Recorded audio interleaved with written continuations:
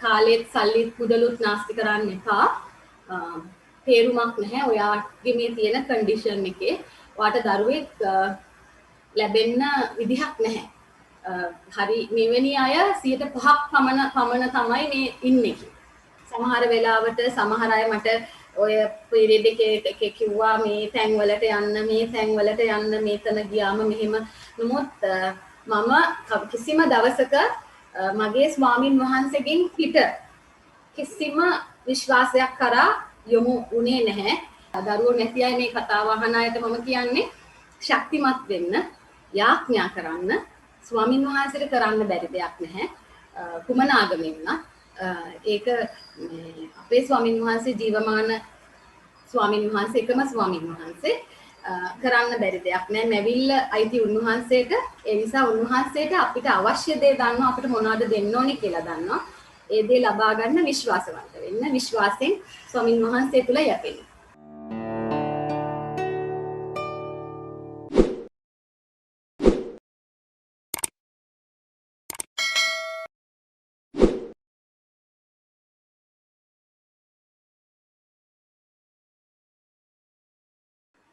ආයිබෝවන් තවත් ලස්සන දවසක තවත් ආවර්ජනා වැඩසටහනක් සමග අපි ඔබව මෙලෙස මුණ ගැසෙනවා.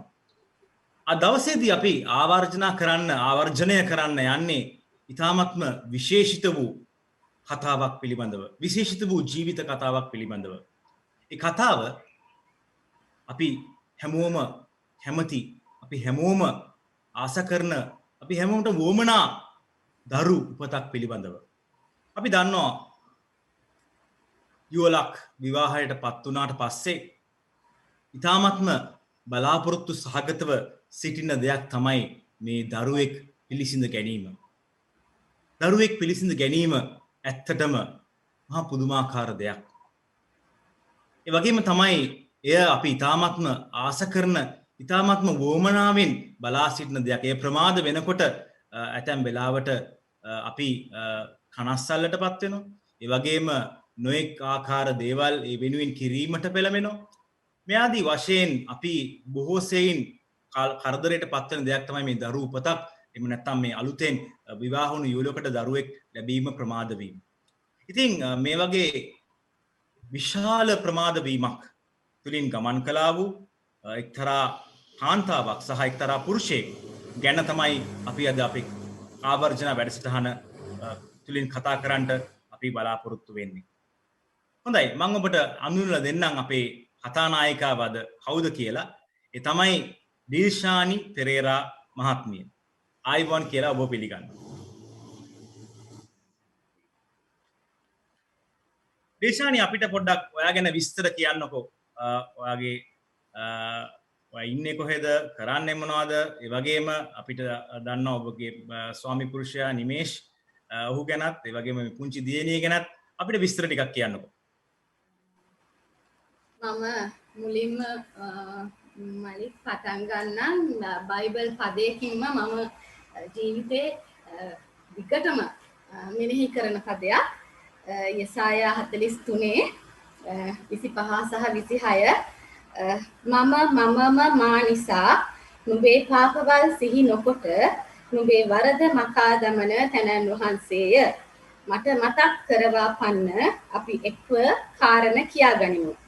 නුඹ ධර්මිෂ්ඨ මව පිළින පිණිස නුඹම නුඹේ විත්තිය කියාපන්න. මේක මම හැම වෙලේම යාඥා කරනකොට මෙනෙහි කරන පදයක්. මම හැම වෙලේම දෙවියන් වහන්සේට කියනවා මම මෙන්න මතක් කරනවා අපි කතා කරමු කියලා. මේ ඉන්නේ මගේ මහත්මයා නිමේෂ් පෙරේරා. ඔහු ඇත්තටම වෘත්තියෙන් අපි දෙන්නම පෞද්ගලික බැංකුවක සේවය කරනවා. නමුත් ඔහු ක්‍රිකට් ක්‍රීඩකයෙක්.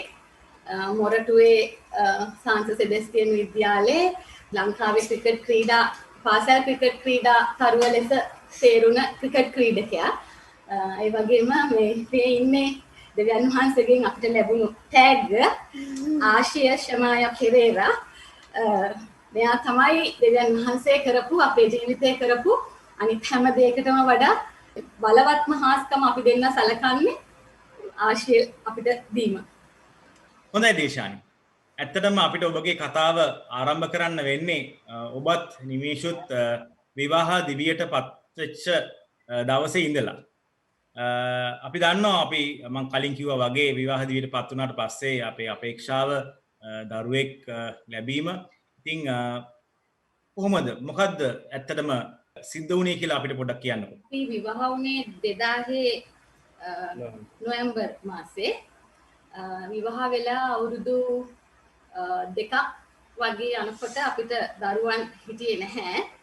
ඒ නිසා ඕන කෙනෙක් ටික කාලයක් බලලා වෛද්‍යවරයෙක් ළඟට යෑම සාමාන්‍ය සිදුවීමක් වගේ අපි දෙන්න ගියා. ඉස්සලාම අපි ප්‍රතිකාර ලබා ගන්න ගියේ මහාචාර්ය ප්‍රොෆෙසර් හර්ෂ සෙනවිරත්න වින්දන ආයතනේ. ඒ ගිහිල්ලා අපි පරීක්ෂණ කරලා බලනකොට ඔහු වෛද්‍යතුමා විසින් මාට තිබෙන අපහසුතාවයන් 3ක් ගැන කිව්වා. එකක් තමයි polycystic ovaries කියන එක. අනිත් එක endometriosis කියන රෝගය මා තුළ තියෙනවා කියලා කිව්වා. අය තාමත් අධික මට්ටමින්. ඒ වගේම මගේ හෝමෝන්ස් බැලන්ස් වෙන්නේ නැහැ කියලා කිව්වා. බොහොම ක්‍රිටිකල් කන්ඩිෂන් එකක තියෙන තත්ත්වයක් විදිහට තමයි ඔහු සැලකුවේ. ඒ සඳහා දිගටම අපිට ප්‍රතිකාර කරා. මාට ඉතාමත් අපහසු ශල්‍ය කර්මයකින් පවා වෛද්‍යතුමා විසින් කරනු ලැබුවා. ඒ පටන් ගත්තේ 2002. ඒ 2002 ප්‍රතිකාරමත් එක්ක අවුරුදු 10ක් අපි එක දිගට ප්‍රතිකාර ලබාගෙන තියෙනවා. හොඳයි දීෂානි මම මුචි බාධා කිරීමක් කරන්නම්. මෙතනදී ඔබ කිව්වා දේවල් 3ක්. එකක් තමයි endometriosis. කියන්නේ ඔබගේ වඳභාවයට හේතු වෙන මේ කාරණා. සාමාන්‍යයෙන් වඳභාවයට හේතු වෙන කාරණා විශාල ප්‍රමාණයක් තිබෙනවා. නමුත් සාමාන්‍යයෙන් ඒවයින් එක කාන්තාවකට තියෙන එක දෙයක්. නමුත් ඔබට මේ දේවල් 3ක්ම තිබුණා. ඒ වගේම තමයි අපි දන්නවා මේ ශල්‍ය කර්මයක් මගින් මේකට ප්‍රතිකාර කරන්නට සිදුවීමම ඒ කාරණා ඉතාමත්ම දැඩිව. ඒ කියන්නේ ඒ අසනීපකම් විශේෂයෙන්ම endometriosis කියන එක ඉතාමත්ම වැඩි ස්ටේජ් එකක ඔබේ තිබුණයි කියන එක අපිට පැහැදිලි. එතකොට ඒ වගේම තමයි polycystic ovarian disease, ඒ වගේම මේ වැයිලා ඩිම්බකෝෂ ආශ්‍රිත තිබෙනා වූ රෝග, ඒ වගේම දරුවෙක් පිළිසිඳ ගැනීමට ප්‍රධාන නාරි ශරීරයේ කොටස් දෙකක් වැදගත් වෙනවා. ඒ තමයි ඩිම්බකෝෂ සහ ඒ ගර්භාෂය තුල තිබිය යුතු සුදුසු තත්ත්වය. ඉතින් මේ තත්ත්ව දෙකම ඔබ තුල තිබුණේ නැහැ. ඩිම්බකෝෂ වල ප්‍රශ්නයක් තිබුණා. ඒ වගේම මේ කලලය පිළිසිඳ ගන්නා වූ ස්ථානයේ වන ගර්භාෂයේ ප්‍රශ්නයක් තිබුණා. ඒක ප්‍රශ්න දෙකම තිබුණා. ඒ වගේම ඒක දැඩිව තිබුණා. මොකද ශල්‍ය කර්මයක් කරලා මේ ගර්භාෂයේ තියෙනා වූ මේ endometriosis තත්ත්වයට බෙහෙත් කරනවා කියන්නේ ඒක තරම ගොඩක් දුරට වර්ධනය වෙලා තිබුණු තත්ත්වයක් කියලා තමයි මට හිතෙන්නේ. හොඳයි. එතකොට මේ ඔපරේෂන් එක කිරීමෙන් පසුව ඔබ කොයිතරම් දුරට ඔබ උත්සාහ කරාද මේ ප්‍රතිකාරම මගින් ඔබට දරුවෙක් පිළිසිඳ ගැනීම ලබා ගැනීමට? 2002 ඔපරේෂන් එක කරාට පස්සේ ප්‍රොෆෙසර් මම හිතන්නේ අවුරුදු 2ක් එක දිගට IUI කියන ප්‍රතිකර්මය මම හිතන්නේ මම බොහෝ වාරයක් කරා. මොකද මගේ වෛද්‍යවරුන් අතරත් වෛද්‍යවරු කීප දෙනෙක් ඉන්නවා. ඒගොල්ලෝගේ අතරේ සාකච්ඡාවකදී කිව්වා මේ මං වගේ කෙනෙකුට මේ ප්‍රතිකර්මයෙන් ඒක මේ ප්‍රතිකර්මය සාර්ථක වුණොත් ඒක ඒගොල්ලෝගේ සොයා ගැනීමක් වගේ දෙයක් වගේ ඒගොල්ලෝ අදහස් කරේ. කෙනෙක් මගේ අර තිබුණ තත්ත්වයක් එක්ක අවුරුදු 2ක් වගේ ડોක්ටර් මට IUI කියන ප්‍රතිකර්මය කරා. නමුත් සාර්ථක වුණේ නැහැ. මම ප්‍රොෆෙසර්ත් එක්ක IVF කියන ප්‍රතිකර්මය සඳහා යොමු වුණේ නැහැ. 2004 වර්ෂයේ ලංකා හොස්පිටල් ආයතනය පටන් ගැනීමත් සමග ඉන්දියානු වෛද්‍යවරුන්ගේ පැමිණීමත් සමග මම එතනට යනවා. ડોક્ટર වන්දනා බන්සාල් ඇය ඒ සම්බන්ධයෙන් විශේෂඥවරියක්ව සිටියා. නමුත් ඇය මට ප්‍රතිකාර කරන්න පටන් ගත්තා 2004 දී. නමුත් මොකක් අවුරුද්දක් පමණ ඇය මට ප්‍රතිකාර කරා. IUI වලට යන්න කලින් විවිධ බෙහෙත් වර්ග වලින්, පෙති වර්ග වලින් මට බෙහෙත් කරා. නමුත් සාර්ථක වුණේ නැහැ. ඒ අතරේදී 2005 වර්ෂයේදී ඇය ලංකාවෙන් පිටත් වෙලා යනවා. මට ඊට පස්ව මම ලංකාවේ සිටින වෙනත් වෛද්‍යවරු දෙදෙනෙක් ළඟට යනවා. ඒ වෙලාවේදී එක්තරා ප්‍රසිද්ධ වෛද්‍යවරයෙක් මගේ ෆයිල් එක බලලා මගේ endometriosis stage 4 කියන ඒ තත්ත්වයක් එක්ක ඔහුමට ප්‍රකාශ කරනවා කාලෙත් කුදලුත් නාස්ති කරන්න එපා. තේරුමක් නැහැ ඔයාගේ මේ තියෙන කන්ඩිෂන් එකේ. ඔයාට දරුවෙක් ලැබෙන්න විදිහක් නැහැ. හරි මෙවැනි අය 5% පමණ තමයි මේ ඉන්නේ බැලුවොත්. එතකොට මම ඉතාමත් මට අර දරා ගන්න බැරි තරම් මම මගේ පවුල ඇත් එක්ක ඒක බෙදා ගන්න ඇවිල්ලා ඊට පස්ව මේ වෙලාවේ මතක් කරන්න ඕනේ පවුල මට පුදුම විදිහට මගේ හස්බන්ඩ්ගේ ෆැමිලි එකයි මගේ පවුලයි පුදුම විදිහට මම වෙනුවෙන් යාඥා කරන්න පෙළඹිලා හිටියා මේ තත්ත්වෙත් එක්ක. ඊට පස්සේ 2005 වර්ෂයේ තමයි ලංකා හොස්පිටල් එකට ડોક્ટર මදාර රැළපනාව එන්නේ. ડોક્ટર එන්නේ ඕස්ට්‍රේලියාවේ ඉඳන් මේ IVF ප්‍රතිකර්මය සඳහා මේ සූදානම්ව ඔහුට අවශ්‍ය සෑම දෙයක් මේ හොස්පිටල් එකෙන් ඒ වෙලාවේ ලබා දීලා තිබුණා. මම ડોක්ටර් ගාවට ගිහිල්ලා ගේ ගමම්ම මට ડોක්ටර්ට මුකුත් කියාගන්න බැරි වුණා. මම කරේ ෆයිල් එක තියලා අඬපු එක.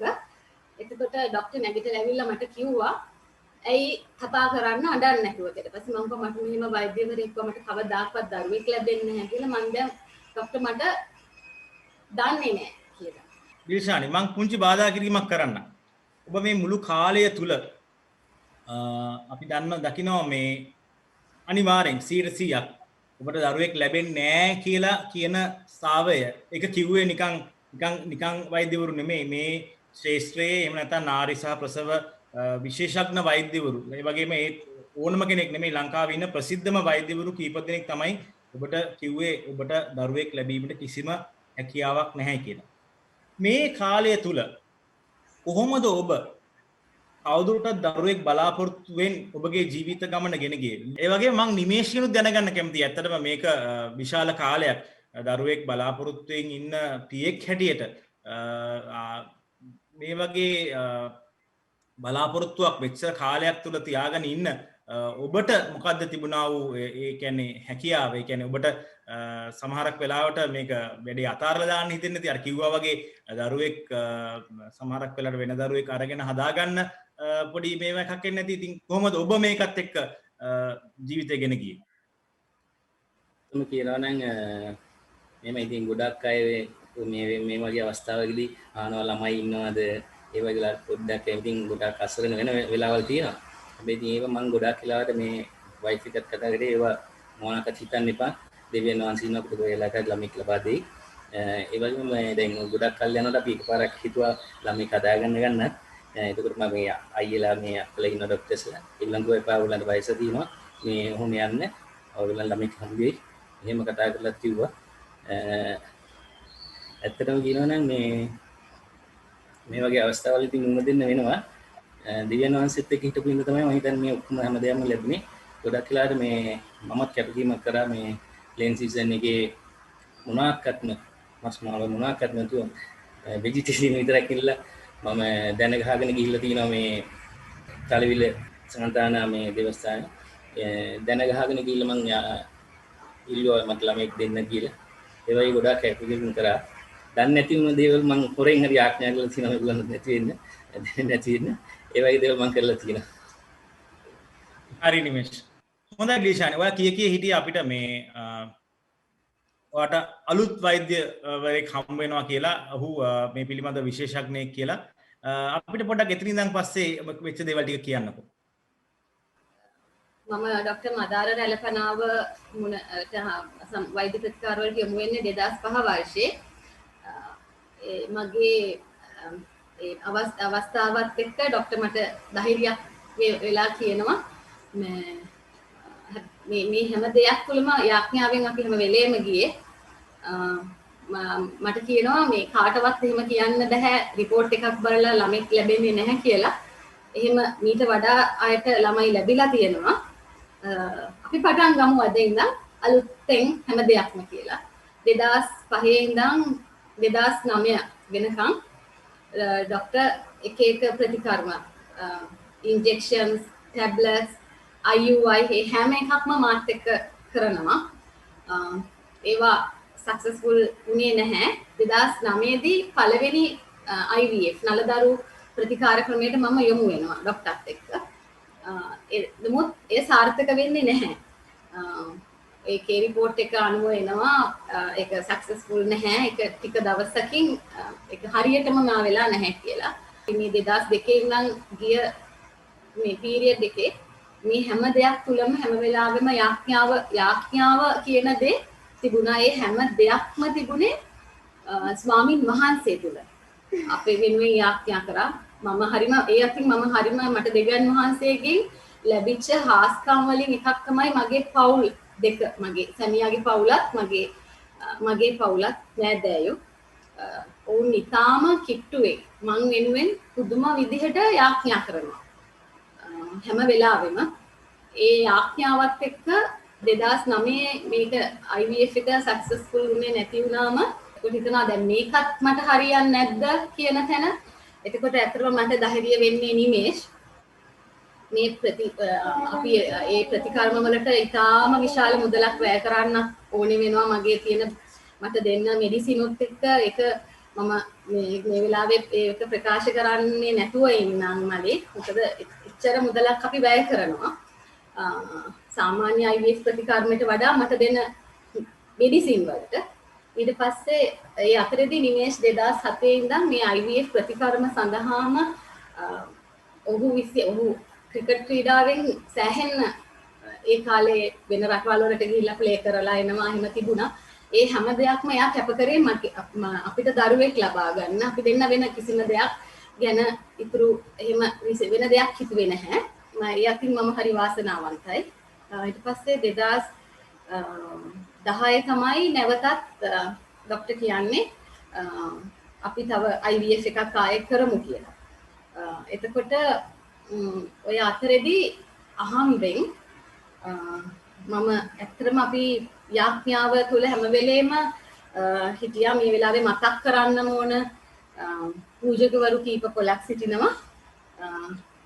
මගේ නිමේෂ් කතෝලික භක්තිකේ මම ඇංග්ලිකාන් සභාවේ father Stanley Peiris, father Devapriya De Silva, father John martial.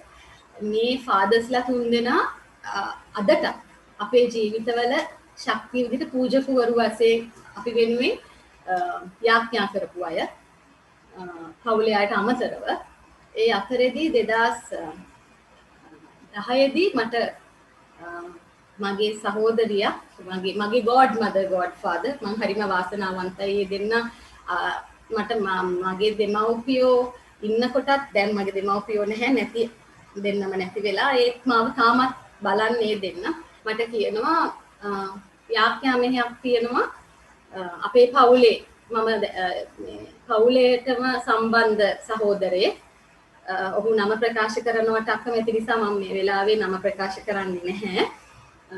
ඒ ස්ථානයට යන් කියලා යාඥා කරන්න. මම අක්කා කියනකන් දරන් හිටියේ නැහැ යාඥා මෙහෙයක් බ්‍රදර් විසින් කරනවා කියලා. ඊට පස්සේ මම එතනට යන්න හදන හැම වෙලාවකම මගේ හස්බන්ඩ් හරි බිසි. සෙනසුරාදා ඉරිදා කියන්නේ මැචස් තියෙන දවස්. යන්න හම්බෙන්නේ නැහැ. සමහර දවස්වලට මැච් එකක් ෂෙඩියුල් වෙනවා. ඉතින් අක්කි මට දවසක් කියනවා මං අද කියන අන්තිම දවස ඔයා එනවා නම් එන්න මාත් එක්ක ප්‍රයාස වලට යන්න නැත්නම් ඔය ඕගොල්ලෝ ඔහොමම ඔය ලයිෆ් එක ගෙනියන්න කියලා. ඊට පස්සේ මම දැනගන්නවා දැන් අවස්ථාව මට ඒ වෙලාවේ මොකක්ද දැනෙනවා මේක නෑ මම යන්න ඕනේ කියන තැන. ඒක දෙවියන් වහන්සේගේ මඟ පෙන්වීම වෙන්නේ නැති මම යනවා. ගියාම මට බ්‍රදර් කියනවා නිමේෂුත් එක්කන් ඉන්න කියලා. ඒතකොට නිමේෂ්ට එදා මැච් එකක්. පස්සේ ඊළඟ සුමානේ කියනවා මේ මැච් එක කැන්සල් වෙනවා කියලා. ඊළඟ සුමානේ අපි දෙන්නම යනවා. ඒ ගියාම බ්‍රදර් යාඥා කළා කියනවා මේ විශ්වාසයෙන් ඉන්න දරුවෙක් ලැබෙනවා අපි දිගටම යාඥා කරමු කියලා. ඉතින් අපි දෙන්න හැමදාම යාඥා කරනවා. මට චූටි ප්‍රතිකර්මයකට මම යමු වුණාත් මම බ්‍රදර්ට කෝල් කරලා යාඥා කරලා තමයි ගෙදරින් එළියට බහින්නේ. මං වෙනුවෙන් ෆාදර් ජෝන් යාඥා කරනවා, ෆාදර් දේවක්‍රිය යාඥා කරනවා, ෆාදර් ස්ටැන්ලි පීරිස් යාඥා කරනවා. ඒ හැම මං හිතන්නේ ඒකම අමතක කරන්නම බැරි චරිත කීපයක් සිටිනවා යාඥාවෙන් මෙහෙවපු. ඒ මගේ හස්බන්ඩ්ගේ ආච්චි මාව අරගෙන ගිහිල්ලා රෑ 12ට පල්ලියට මාව එක්කන් ගිහිල්ලා වෙනමම තනියම මාව වෙනුවෙන් යාඥා කරපු අවස්ථා තිබුණා. තනියම මාව එක්කන් ගිහිල්ලා. ඒ වගේම මගේ අම්මයි නිමේෂ්ගේ අම්මයි හැම වෙලේම පුදුම ධෛර්යයක් දුන්නා. බෑ ඕගොල්ලොන්ට ලැබෙනවා කියන තැන ඒ දෙන්නගේ ධෛර්යය අපි දෙන්නට තිබුණා. ඒකම මේ නිමේෂ් මේ මගේ පවුලේ තව ඥාති සහෝදරයන් 3 දෙනෙක් සිටිනවා. තව මගේ හස්බන්ඩ්ගේ පුංචි අම්මලා 3 දෙනෙක් ඉන්නවා. ඒ කියන්නේ ඒක කෙනෙකුට මං හිතන්නේ දරුවෙක් ලැබෙන්නේ නැහැ කියලා කාන්තාවකට ගොඩක්ම තියෙන ප්‍රශ්නේ පවුලේ ඇත්තටම අනිත් අයගෙන් එන පීඩනය වැඩි නමුත් මට පීඩනය වෙනුවට ඒගොල්ලෝගෙන් ලැබෙන යාඥාව. මගේ නිමේෂ්ගේ පුංචි අම්මලා ඇවිල්ලා මට මාත් එක්ක දන ගහගෙන යාඥා කරනවා. පල්ලියකට ගියත් මාව වෙනම අරගෙන මුළු පවුලම අඬ ගහලා දේශානි වෙනුවෙන් යාඥා කරමු කියනවා. ඊට පස්සේ අපේ තවත් නාට්‍යෝ ඉරියන් දෙදෙනෙක් පමණ සිටින ওই විදිහටම යාඥා කළා. අද උන්ට දරුවෝ ඉන්නවා. මට හරි මම ඇත්තටම හරි වාසනාවන්තයි. ඒ යති වෙන අයට හම්බෙන්නේ පීඩනයක්නේ. ළමෙක් නැහැ කියලා. ඒ යති දෙවියන් වහන්සේගේ පුදුම හාස්කමක් ඒක මට ඒ දේ ලැබුණා. දැන් මේ ඔක්කොම යාඥාත් එක්ක පුදුම විදිහට හැම වෙලේම මට ලැබෙනවා ධෛර්යය බ්‍රදර් තුලින් මේ කරන්න යන දේ සාර්ථකයි යන්න. අර මං හිතන්නේ අපේ යාඥාව තුළ තුන්වෙනියෙක්ගේ මැදිහත් වීම තුල අර ලැබෙන ධෛර්යය අර වෛද්‍යවරුන්ට ලැබෙන උදව්ව ඒ හැම දෙයක්ම එතන තිබුණා මලි. මම හිතන්නේ ඩිෂානි ඔබ කියන විදිහට මේ අවුරුදු 8 වගේ දීර්ඝ කාලයක් පුරාවට ඔබව මෙහෙවපු බලය තමයි මේ ආඥාව සහ දෙවියන් වහන්සේ කෙරෙහි විශ්වාස කිරීම. හොඳයි. අපි යමු මේ පුංචි දුව අපිට දකින්නකොටත් ඇත්තටම ස්වාමින් වහන්සේගේ ඒ හාස්කම අපි ඉදිරියේ තියනවා කියන එක නැවතත් අපිට ඔළුවට එනවා.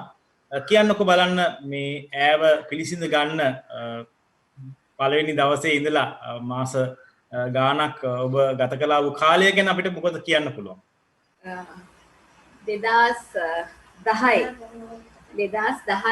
දැන් මේ ප්‍රතිකර්මය පටන් ගන්න දෙවෙනි IVF එකට සූදානම් වෙමු කියලා කියනකොට ડોක්ටර් අවුරුද්දකට කලින් 2010 තමයි ડોක්ටර් පටන් ගන්නෙ මට ට්‍රීට්මන්ට්ස් කරන්න. ඉතින් හැමෝම යාඥා කරනවා හැමෝම මේක වෙනුවෙන් මා කරනවා 2010 ඔක්තෝබර් මාසේ 20 වෙනිදා තමයි අපි IVF එකට යොමු වෙන්නේ. ඊට පස්සේ 2000 ඒ මාසයකට ඇතුළත රාත්‍රියේ මට බ්ලීඩ් වෙනවා. හොඳටම පාන්දර 3ට 2ට විතර මට දැනෙනවා හරිම සීතලක් ඇඟට බලනකොට බ්ලඩ්. ඊට පස්සේ ඉමීඩියට්ලි බ්‍රදර්ට කෝල් කරනවා මම. කෝල් කරාම බ්‍රදර් කියනවා මට වතුර එකක් දීලා මේක බොන්න බය වෙන්න එපා යන්න කියලා. මම හොස්පිටල් එකට යනවා. ඒ යනකොට මට තාම මතකයි මෙල්බන් ආයතනයේ තියෙන එතන මෙල්බන් ජංක්ෂන් එකේදී බ්‍රදර් දිගටම යාඥා කරනවා මාව ගෙනියන අතරතුර දුරකථනයේ ඔස්සේ බ්‍රදර් මට කියනවා බය වෙන්න එපා මම ස්වාමින් වහන්සේගේ අත් දෙක දැක්කා මේ ඔයාගේ මේ දරු ගැබට මුකුත් වෙන්නේ නැහැ බය නැතුව යන්න කියලා. ඒ විශ්වාසය තුල අපි දෙන්න යනවා. ඒ ගිහිල්ලා ස්කෑන් එකකට ඒ වෙලාවෙම ડોක්ටර් මාව ස්කෑන් එකකට ගන්නවා. එතකොට ડોක්ටර් කියනවා මේ තව චුට්ටි තැනක් පෙන්නලා මේ කියනවා මේක මෙතනින් අයින් වුණා නම් මේ දරුවව නැති වෙන්න තිබුණා කියලා. ඒ වෙන්නේ 24 වෙනි දවසේදී IVF එක කරලා. දවස් 24යි ගත වෙලා තිබුණේ. එදා ඉඳන් 4 වෙනි මාසේ වෙනකම් මට එක දිගට දැන් 4 වෙනි මට එක දිගට බ්ලීඩ් වෙනවා. මාස 7ක් විතර එක දිගටම බ්ලීඩ් වෙනවා. 4 වෙනි මාසෙදී වෛද්‍යතුමා විසින් මගේ ඒ අර රූටින් දීපු ඉන්ජෙක්ෂන් එක චේන්ජ් කරනවා. චේන්ජ් කරලා එයා වෙන මොකක් හරි ඉන්ජෙක්ෂන් එකක් try වෙන එකක් මා කරනවා දැන් බ්ලීඩින් අඩුයිනේ කියලා. ඒ ඉන්ජෙක්ෂන් එක ඇත්තටම මට ඇලර්ජික් වෙනවා. ඇලර්ජික් වෙලා එතකොට මට බබාට බඩේ මාස 4යි. මාව ICU දාන තරමට මගේ බ්ලඩ් ප්‍රෙෂර් බැහැලා හොඳටම මම ක්‍රිටිකල් තත්ත්වයට එනවා. එතකොටත් මේ ටක් ගාලා හැම වෙලේම මේ මම මහ රෑ මම හරි හස්බන්ඩ් හරි කතා කරා බ්‍රදර් අපි වෙන්නේ යාඥා කරන්න හැම වෙලේම බැඳිලා හිටියා. ඒ ලැබෙන දර්ශනය ඒ ලැබෙන ස්වාමින් වහන්සේගේ පිළිතුර තමයි අපේ ධෛර්යය උනේ. එතකොට බ්‍රදර් කිව්වේ මුකුත් වෙන්නේ නැහැ. මේ දරුවා ලැබෙනවා. මේක ස්වාමින් වහන්සේගේ සැලසුම මේ ස්වාමින් වහන්සේ සැලසුන විදිහට මේක වෙයි කියලා. ඊට පස්සේ දරුවා ලැබෙනකම්ම ඒ යාඥාවෙන්මයි ගියේ මම මාස 9ක් වෙනකම්ම ඇඳේ හිටියේ. ඉතින් මාස 9ක් වෙනකම්ම මට නිවාඩුත් ලැබෙනවා. අන්තිම 38 වෙනි සතියේදී මම ડોක්ටර් ගාවට යනවා. එතකොට ડોක්ටර් කියනවා දැන් ડોක්ටර්ත් හරිම ස්ට්‍රෙස් එකක ඉන්නේ මොකද මම දිගටම බ්ලීඩ් වෙන එක්කනේ. දිශානි මට පුංචි ඉඩක් දෙන්න පොඩ්ඩක් බාධා කරන්න. මේ කතාවේදී මේ මාස 9 කාලය ගැන අපි කතා කරනවා නම් ඔබ මුහුණ දෙන දේවල් විශේෂයෙන් ප්‍රධාන දේවල් දෙකක් තියෙනවා. ඒ තමයි පළවෙනි එක තමයි ගබ්සාවක්. ගබ්සාවක් කියන්නේ abortion එකක් අපි දන්නවා මේ දරුවෙක් ලැබෙන්න ඉන්න මවකට ලේ ගැලීමක් ඇති වෙනවා කියන්නේ ඒ කලලය යම් කිසි එක්කෝ දැනටමත් ඒ කල්ලේ විනාශ වෙලා එහෙම නැත්නම් ඒ කල්ලේ විනාශ වීමට තර්ජනයක් තියෙනවා කියන එක. එතකොට ඒ දේ තුලින් ඔබ ගමන් කරනවා. ඒ දේ තුලින් ගමන් කරාට මේ දරුවාට කිසිම හානියක් වෙන්නේ නැහැ. ඇතරම ඔබ මට කලින් දවසක කිව්වා ඒ පස්සේ දැනගන්න ලැබුණයි කියලා ඒ කලල දෙකක් තිබුණා. ඒ කලල දෙකෙන් එකක් විනාශ වුණා. එතකොට ඒ විනාශ වීම තුල ඔබලට තිබුණා වූ යම්කිසි බාධාවක් නැත්නම් යම්කිසි බලපෑමක් ඒ හරහා නැති වුණා කියන එක.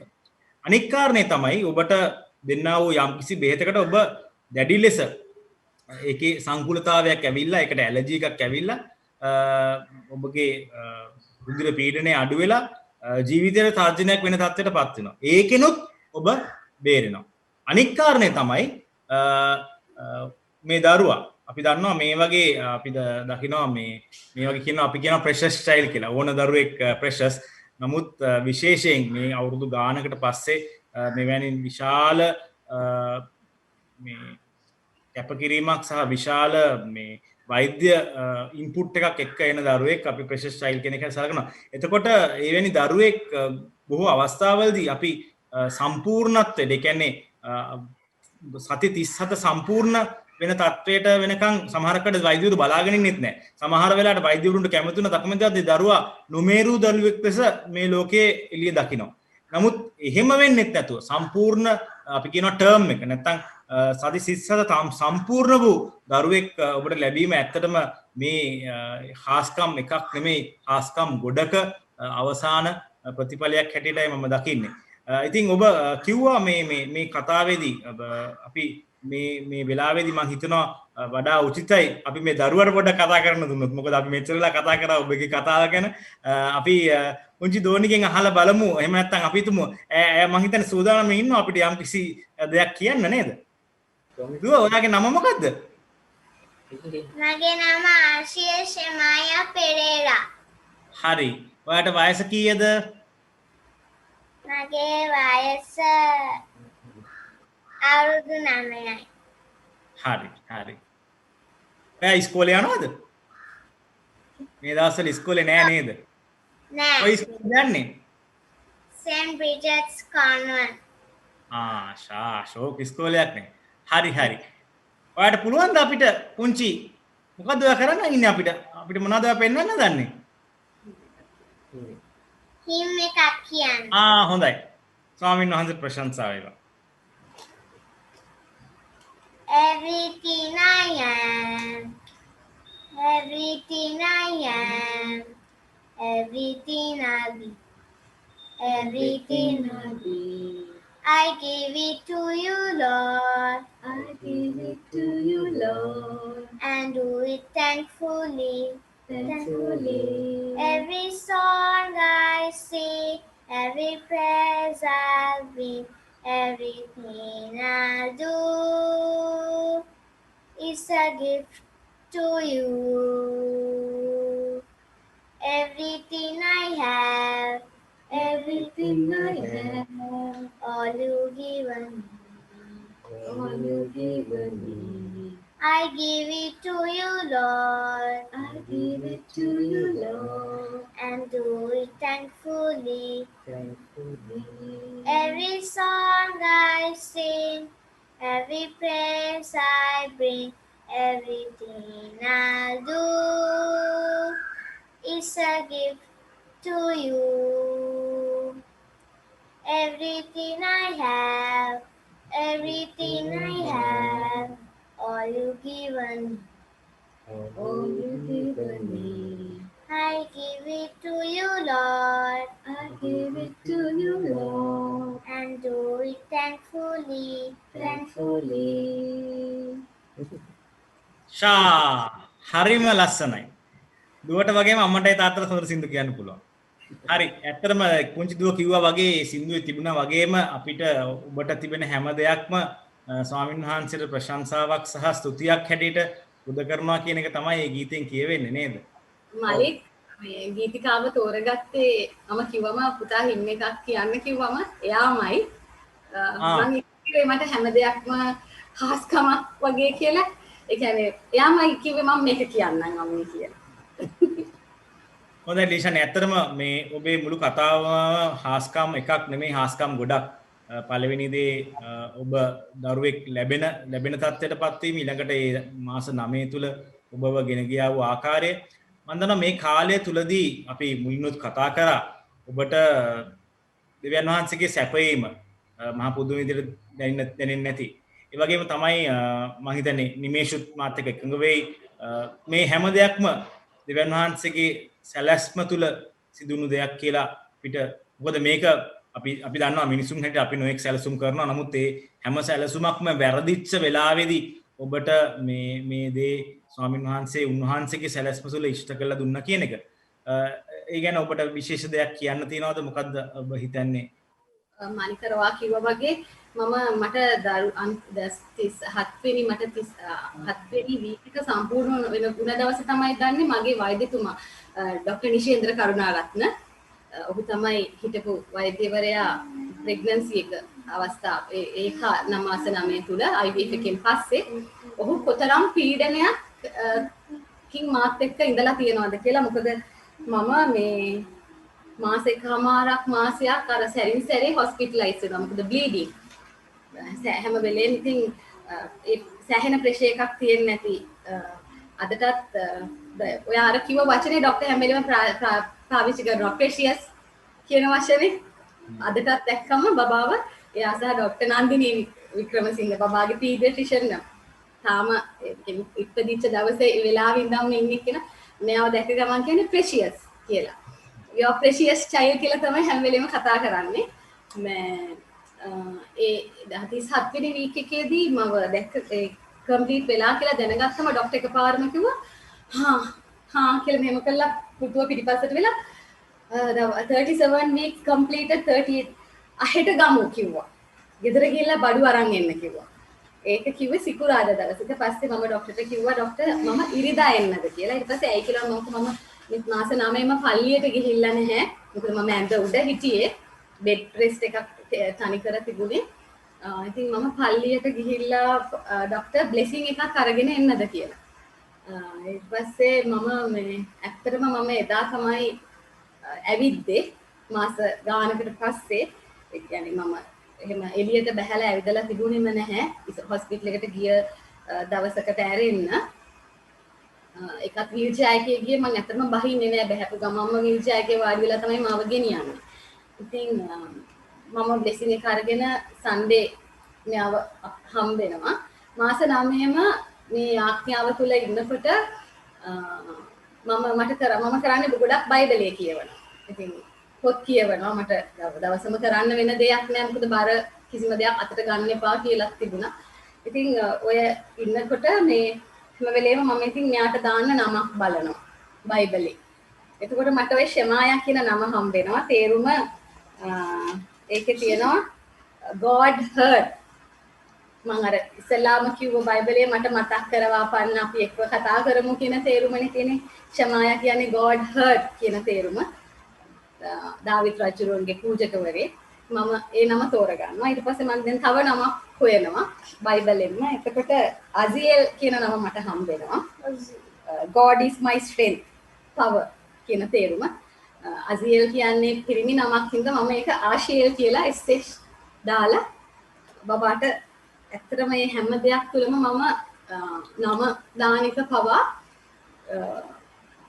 මේ තෝරගත්තේ බයිබලෙන්. ඒ ස්ට්‍රෙන්ත් එක තිබුණේ දෙවියන් වහන්සේ තුල. ඒ හැම කෙනෙක්ගේම මට ලැබලා දුන්නේ දෙවියන් වහන්සේ.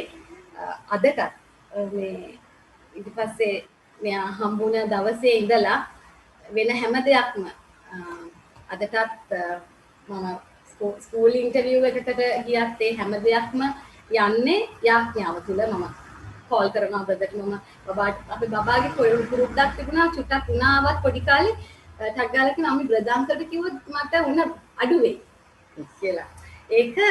ඒක තියෙනවා එයාගේ. thank god අර ස්වාමින් වහන්සේට ප්‍රශංසා වේවා මේ ස්වාමින් වහන්සේ මේ විදිහට නිරෝගී. ඒ කියන්නේ මේ ගිය හැම දෙයක් තුළම මම සෑහෙන පීඩනයක් තුළ එක්සර්සයිස් කරන්න කියනවා. මට ඒව මොකුත් නෑ. මම ඇඳක් උඩ ගොඩක් වෙලාවට එකම අතකට හිටියේ. ඉතින් ඒ ડોක්ටර් කියපු විදිහට ඒ විදිහට හිටියේ. ඒ වෙලාවේ මගේ ගෙදර අයට තිබුණ පීඩනේ මාව බලා ගන්න එක. මට කිසිම දෙයක් කරගන්න බෑ. මගේ කෑම කිටන් ළඟට දෙන්න ඕනේ. මගේ හස්බන්ඩ්ගේ අම්මා මේ කියන්නේ කෑම පවා ડોක්ටර් කියලා තිබ්බා උයන විදිහ. මේවා පාවිච්චි කරන්න එපා. මොකද බ්ලීඩින් නිසා මේ කන්න ඕනේ මේ විදිහට කියලා. ඉතින් ඒවා හිටන් ඔක්කොම කරන්න තරම් මට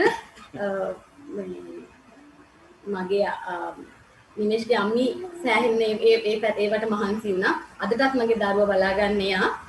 ඒ වගේම මගේ අම්මා අර නිමේෂ් ඒක ලොකු පීඩනයක් රස්සාවයි මම සනීප නැති වෙනවා මාව ගෙනියන්න ඕනි.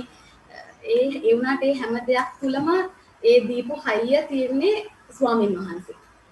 හොඳයි ඩීෂානි නිමේෂ් වගේම චුන්ටි ෂමායා ඇත්තටම ඔබගේ කතාව අපි ඕනම කෙනෙකුට මහා පුදුම ස්වාමීන් වහන්සේ තුල මහා පුදුම ඇදහිල්ලක් ඇති කරනවා. ඇත්තටම උන්වහන්සේට කරන්න බැරි දෙයක් නැහැ කියන தത്വයට අපිව අපේ ඇදහිල්ල වර්ධනය කරනවා. අපිට පොඩ්ඩක් කියන්න පුළුවන්ද මේ වෙලාවේදී විශේෂයෙන්ම අපි දන්නවා ওই தത്വයේ ඉන්න දරුවෙක් ලබා ගන්නට ආසාවෙන් සිටින නමුත් දරුවෙක් ලබා ගන්නට නොහැකිව සිටින යුවලවල් ඕන තරම් ඇති. ඔවුන්ට ඔබ මොකද්ද දෙන්නා වූ අවවාදය? ඒ වගේම විශේෂයෙන්ම අපි දන්නවා පවුල් තුල මේ දරුවන් නොලැබීම කරනකොටගෙන දැඩි කනස්සලුතාකාරී තත්ත්වයක් ඇති වෙලා තිබෙනවා. සමහරක් විට ඔබේ ඥාතියෙක් වෙන්නට පුළුවන්. එහෙම නැත්නම් ඔබේම ළඟම මිතුරෙක් හෝ මිතුරියක් වෙන්න පුළුවන්. ඔබ සමග වැඩ කරන කෙනෙක් වෙන්න පුළුවන්. දරුවෙක් නොමැතිව ගත කරන කාන්තාවකට ඔබට අනික් අය ඒ කෙනාට කොහොමද සැලකිය යුත්තේ කියන කාරණා මම හිතන්නේ මේ සියල්ල තුල ඔබ ගමන් කරලා තිනවා. ඔබ මේක හොඳටම 100-200 ගුණයකින් අත්දැකලා තිනවා. ඔබට මොකද්ද උන්ට දෙන්න පුළුවන් වෝදන සහ අවවාදය? මට හැමෝටම කියන්න තියෙන්නේ ස්වාමින් වහන්සේ කෙරේ තියෙන විශ්වාසය, ඇදහිල්ල, විශ්වාසවන්තකම, ඇහුම්කන් දීම. මේවා එක්ක අපිට යන්න පුළුවන් නම් කරන්න බැරි තරම් දෙයක් කරන්න පුළුවන් කියන එක. මොකද අර කියනවනේ අබ එක තරම් විශ්වාසයක් තියනවා නම් කන්දක් පහ කරන්න පුළුවන් කියලා බයිබලේ. ඒ වගේ මම හිතන්නේ වර්ධනය කරගත යුතු වන්නේ විශ්වාසය. ඒක සමහර විට මම දැකපු දෙයක් අපිට ගොඩක් වෙලාවට තනියම හැමදේම කරන්න බෑ. කාගේ හරි උදව්වක් තිබුණොත් ඒක ගොඩාක් හොඳට කරන්න පුළුවන්. ඒ හින්දා මම හිතන්නේ අර සහයෝගයෙන් දෙයක් කරන්න පුළුවන් නම් දැන් මට ඒ වාසනාව තිබුණා. මට යාඥා කරන්න පවුල් දෙකක් හම්බුණා. එතකොට මට මාව ධෛර්යයෙන් ගෙනියන්න පුළුවන් පූජකවරු බ්‍රදර් ඒගොල්ලොන්ගේ තුල තිබුණ ඒ ශක්තිය ඒක අර මගේ විශ්වාසය තර කරගන්න ලොකු හයියක් වුණා අපි දෙන්නටම. එතකොට අපි කීකරු වුණා. ඒ කිව්ව දේ අපි ඒ වෙලාවේ කරා. අපි ඒක විශ්වාස කරා. ඒගොල්ලෝ කිව්වා නම් විශ්වාස කරන්න මේක කරන්න කියලා අපි හැමදේම කරා. සමහර වෙලාවට සමහර අය මට ඔය පීරියඩ් එකේ කිව්වා මේ තැන් වලට යන්න මේතන ගියාම මෙහෙම. නමුත් මම කිසිම දවසක මගේ ස්වාමින් වහන්සේගෙන් පිට කිසිම විශ්වාසයක් කරා යොමු උනේ නැහැ. මං හිතන්නේ මට තියෙන හයියත් ඒක ඒ ශක්තියත් ඒක ඒ ශක්තිය මට ලැබුණේ මාත් එක්ක යාඥාවෙන් හිටපු හැමෝගෙම. ඉතින් හැමෝන්ටම කියන්න තියෙන්නේ අපි කියන්නේ හැම තැනම දුවලා අපි හති වැටෙනවා කියලා. එහෙම අනවශ්‍ය දේවල් වලට ගිහිල්ලා තමන්ගේ විශ්වාසය ඇත්තටම එතකොට අපිට පරීක්ෂාවලුත් වැඩි වෙන්න පුළුවන්. මේ පරීක්ෂාව නැහැ කියන්නේ නෑ. දැන් මේ බීඩුන එක ඇත්තටම ඒක එක්තරා විදිහක පරීක්ෂාවක් වගේ දෙයක්. මොකද ඒක ජයග්‍රහණය කරගන්න පුළුවන් උනේ ස්වාමින් වහන්සේ තුල හිටපු හින්දා. මම හිතන්නේ ඒක දැන් ගොඩාක් මගේ මේකත් එක්ක මම දැනට මම සේවය කරන බැංකුවේ වෛද්‍ය ප්‍රතිකාර සඳහා යොමු වෙන ඒ පේමන්ට්ස් පැත්ත තමයි මම ඇත්තටම මගේ කාර්යයේ කොටසක් එක්තරා කොටසක්. ඉතින් මට කෝල් එකක් ආවොත් ළමෙක් හම්බෙන්න මම මෙහෙම ට්‍රීට්මන්ට් එකකට යනවා මේක කොහොමද කියලා දැන් මගෙන් තමයි ගොඩක් අය අහන්නේ මේකට මෙච්චරක් යනවා කොහොමද අපි ගෙවන්නේ එහෙම කියලා. මම එතකොට ඒක හැම වෙලේම අවස්ථාවක් කරගන්නවා. ක්‍රිස්තියානි වුණත් නොවුණත් ඒ හැම කෙනෙකුටම මම මේ එක්ස්පීරියන්ස් කරපු දේ බෙදාගෙන ස්වාමින් වහන්සේ තුල කොහොමද ධෛර්යයෙන් යන්න ඕනි. මම ඒගොල්ලන්ට කියනවා මම ක්‍රිස්තියානි. නමුත් මම ඔයාට කියන්නේ මම මෙහෙම තත්ත්වයක හිටියා. කිසිම දවසක තමන්ට බෑ තමන්ට ඒක වෙන්නේ නැහැ කියලා හිතන්න එපා. මේකයි මගේ මම මේ වගේ හාස්කමකින් ගිහලා මට දැන් දරුවෙක් ඉන්නවා මේ ධෛර්යයෙන් ඔයත් යන්න. මම ඔයා වෙනුවෙන් යාඥා කරනවා කියන එක මම හැම වෙලේම කියනවා. සමහර වෙලාවට ඒවා සාර්ථක වෙලා ඇවිල්ලා මට කියනවා මේ ගෙදරින් මට හස්බන්ඩ් හරි කවුරු හරි කෝල් කරලා හරි කතා කරලා කියනවා අක්කි මට බබෙක් හම් වෙන්න ඉන්නවා කියලා. ඉතින් නැත්තම් කියනවා අක්කි මගේ වයිෆ්ට බබෙක් හම් වෙන්න ඉන්නවා. එතකොට හරි ස්වාමීන් වහන්සේ තුළ හරි සතුටක් ස්වාමීන් වහන්සේට ප්‍රශංසාවක් ලැබෙනවා. මගේ තුලින් ඒ පණිවිඩය එතනට ගියා නේද කියලා. ඉතින් මම කියන්නේ තියාගෙන ඉන්න එපා. මේ වගේ දේවල් බෙදා ගන්න ඕනේ. අනිත් අයට ධෛර්යයක් වෙන්න ඕනේ. දරුවෝ නැති අය මේ කතාව අහන අයට මම කියන්නේ ශක්තිමත් වෙන්න, යාඥා කරන්න. ස්වාමින් වහන්සේට කරන්න බැරි දෙයක් නැහැ. කුමන ආගමෙන් වුණත් ඒක අපේ ස්වාමින් වහන්සේ ජීවමාන ස්වාමින් වහන්සේ එකම ස්වාමින් වහන්සේ කරන්න බැරි දෙයක් නෑ. මැවිල්ල අයිති උන්වහන්සේට අපේ හිසකේ වැටෙන කෙස් ගහේ ඉඳන් දන්නේ උන්වහන්සේ. ඒ නිසා උන්වහන්සේට අපිට අවශ්‍ය දේ දන්නවා, අපිට මොනවද දෙන්න ඕනේ කියලා දන්නවා. ඒ දේ ලබා ගන්න විශ්වාසවන්ත වෙන්න, විශ්වාසයෙන් ස්වාමින් වහන්සේ තුල යැපෙන්න. මට දෙයක් කියන්න තියෙනවා. මට ඇත්තටම මේ ගොඩක් අය හිතාගෙන ඉන්නවා මේ අපිට ලැබෙන්නේ නෑ, හැම කෙනාම මට මේ දේ වෙන්නේ නෑ. ඒක තමන් හිතෙන්ම තමන්ම ගොඩනගා ගත්තොත් මේක තම ඒ හිත ඒ ඇතුළෙන්ම මේක වර්ධනය වෙනවා. ඒතර හැමතිස්සෙම හිතෙන්නේ අනේ නෑ බෑ එහෙම හිතන්න නරකයි කවදාද. මොකද අපිට දෙවියන් වහන්සේ කෙනෙක් ඉන්නවා. අපි ඒ දෙවියන් වහන්සේගෙන් ඉල්ලන හැම දෙයක්ම අපිට ලැබෙනවා. මට නම් මගේ ජීවිතේ හැම දෙයක්ම ලැබිලා තියෙනවා. ඒක ඉල්ලුවට ඒ ලැබුණාට පස්සේ ගොඩක් අය ඒක ස්තුති කරන්න දන්නේ. මගේ ජීවිතේ මම හැමදාම උදේට යන්නේ යාඥා කරනවා. මට මේ ලැබිච්ච දරුවා වෙනුවෙන් මම හැමදාම යාඥා කරනවා. හැමදාම ස්තුති කරනවා. මම යාඥා කරනකොට ස්තුති කරන එක තමයි කරන්නේ. ඒ ස්තුති කරන එකෙන් තමයි හැමදේම ලැබෙන්නේ. ඒක තමයි මට කියන්න තියෙන්නේ. හොඳයි. ඇත්තටම මේ කතාවේ ඇත්ත මේක ඇත්තක් කියලා අපි මේ ඔප්පු කරන්න ඕනේ. දිල්ෂානිගේ හැම වார்த்தාවක්ම මම බලලා තිනවා. ඒ අතර වාරේ මෙතන දැක්වෙනවා ඇගේ මුලින්ම ඇගේ තිබුණා වූ ඒ සබ්ෆර්ටිලිටි ඉන්ෆර්ටිලිටි එහෙම නැත්නම් වඳභාවයට කළා වූ ශල්‍ය කර්මයේ වார்த்தාව. ඒ වගේම ඉන් පස්සේ මේ දරුවා පිළිසිඳ ගත්තට පස්සේ අපි කතා කරා අර ගබ්සාවක් වෙන්නට ගියා කියලා. ඒ ගබ්සාව ඇති වුණා අවස්ථාවේදී ඒ රෝහලෙන් නිකුත් කළා වූ ඒ රෝග නිශ්චිත පත එහෙම නැත්නම් ඩයග්නොසිස් කාඩ් එක අපි ළඟ තියෙනවා. මේ දේවල් තමයි අපිට පෙනෙන්නේ. ඉතින් අපි දකිනවා මේ සමස්ත ක්‍රියාදාමය තුළ ස්වාමින් වහන්සේගේ සැලැස්ම උන්වහන්සේ මුදුන් පමනුවා තිබෙනවා. ඉතින් මේ අවුරුදු 9 පුරාවට මම හිතන්නේ නිමේෂ් කියපු කාරණාව ඉතාමත්ම වැදගත්. මම හිතන්නේ අපි ස්වාමින් වහන්සේගෙන් ලැබුණු දෙයට අපි ස්තුතිවන්ත විය යුතුයි. ඒක ඉතාමත්ම වැදගත් දෙයක්. මොකද ඒක තමයි ස්වාමින් වහන්සේ තුළ තවත් ආශිර්වාද ලබන්නට අපිට තිබෙනා වූ යතුර. ඉතින් අපි බෙහෙවින්ම ස්තුතිවන්ත වෙනවා ඔබ දෙපළටම. ඒ වගේම පුංචි ශමායට අපිත් එක්ක අද දවසේ එකතු වෙලා ඔබේ මේ කතාව විශේෂයෙන්ම අපි ආවර්ජනය කිරීමට අපිට අවස්ථාව ලබා දුන්නේ ගැන, ඒ වගේම ඒ තුලින් තවත් බොහෝ දෙනෙකුට පණිවිඩයක් සහ ආදර්ශයක් ලබා දීම සහ ඒ තුලින් සාක්ෂියක් ලබා දීම ගැන අපි ස්තුතිවන්ත වෙනවා. අපි විශේෂයෙන්ම ඔබ දෙපළටත් මේ දරුවටත් අපි ප්‍රාර්ථනා කරනවා ඔබගේ ජීවිතයේ සියලුම දේවල් ස්වාමීන් වහන්සේ සැලසුම් කළ ආකාරයට මෙතෙක් සිදු වී තිබෙන ආකාරයට ඉදිරියටත් වෙන්නට කියලා, විශේෂයෙන්ම නිමේෂ්ගේ සියලුම ඒ ක්‍රීඩා ජීවිතයත් ඒ වගේම ලිෂාන්ගේ රැකියාව සහ දරුවාගේ අධ්‍යාපන කටයුතු මේ හැම දෙයක් ගැනම අපි ස්වාමීන් වහන්සේට යාඥා කරනවා ඒ සියලු සැලසුම් හරියාකාරව උන්වහන්සේම ඇති කළා වූ සැලසුම් අනුව සිද්ධ වෙන්න කියලා. බොහොම ස්තුතියි අපිත් එක්ක අද එකතු වුණාට. හොඳයි ප්‍රේක්ෂක හිතවතුනි, අපි අද දවසේදී ඔබගෙන් මෙසේ සමුගන්නවා. නමුත් මෙවැනිම කතාවක් ආවර්ජනය කිරීමේ බලාපොරොත්තුවෙන් අපි අද දවසේදී ඔබෙන් සමුගන්නවා. ඔබට දේව පිහිටයි. දේව පිහිටයි.